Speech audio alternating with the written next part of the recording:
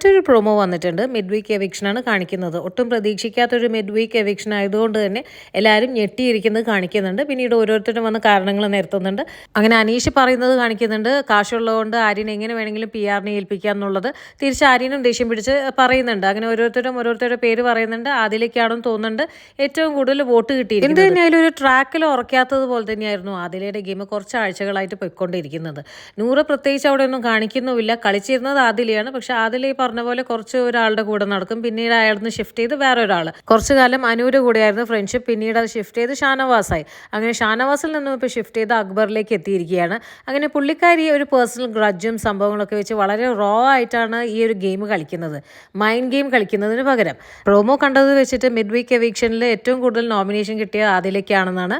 പിന്നീട് big boss announce ചെയ്യുന്നുണ്ട് big boss ഹൗസിൽ നിന്നും ആദില എവിക്റ്റഡ് ആയെന്ന്. എന്ത് തന്നെയായാലും ഇത് ബിഗ് ബോസിൻ്റെ ഒരു പ്രാങ്ക് ആണോ അതോ ശരിയായ ഒരു എവിക്ഷൻ തന്നെയാണോ നമുക്ക് കാത്തിരുന്ന് തന്നെ കാണേണ്ടിയിരിക്കുന്നു.